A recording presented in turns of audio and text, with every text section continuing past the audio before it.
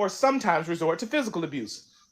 Um, that's you know this these are and we haven't had the crux of those conversations had on a major platform in public before. So you got to expect that we're gonna have our disagreements and our battles with one another. That don't. But to me, that's a reassuring circumstance to me, because it lets me know that black men and black women are trying to find our way back to one another.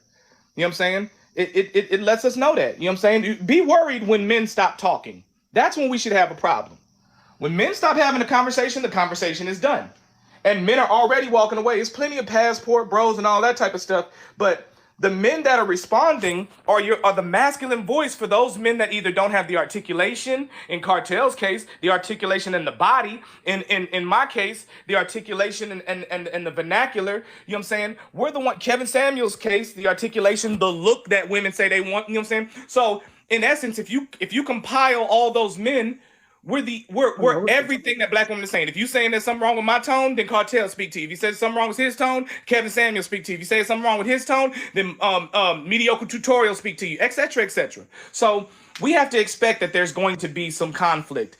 We got to get past that. Why is this happening? I'm just saying that to you, Miss Life, my life, because a lot of times what happens is when somebody makes that assertion, it almost derails the conversation, because it's and I'm gonna tell you how black men ingest it. Black men ingest it as, okay, y'all gotta stop talking and going back and forth, because like I said, we haven't had that voice. You know what I'm saying? Black men, if you look at the images that are portrayed, in the media, before social media, we didn't have anything but a feminine image, as our example, or a drug dealer, or like, look at the movies that came out that made major, major moves and major things. Like even in movies like The Brothers, with who was in that? D.L. Hughley, Morris Chestnut, Shamar Moore.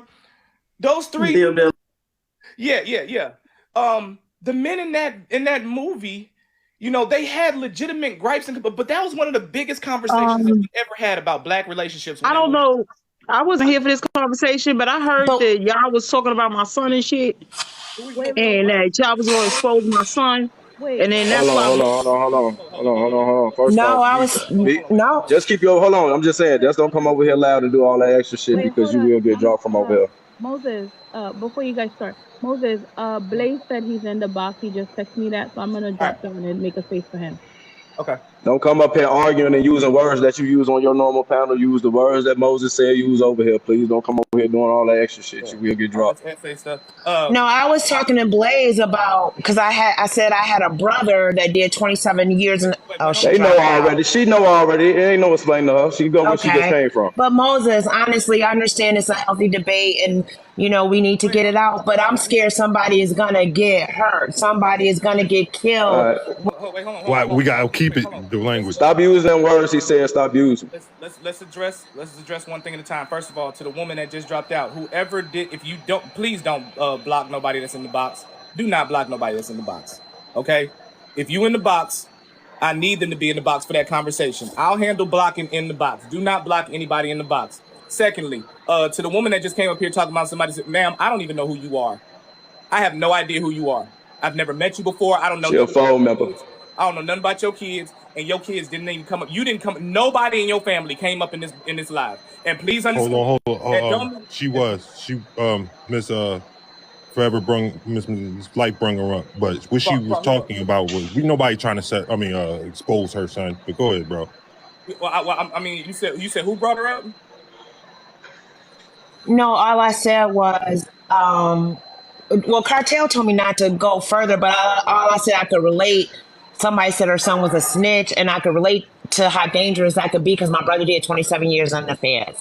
That's it. That's who you were talking about. Yeah, because I stitched a video about somebody and she responded. Yeah.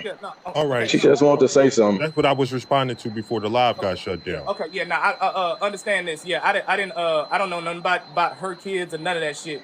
But don't you the energy you came in here with, like you was finna punk somebody. If we did want to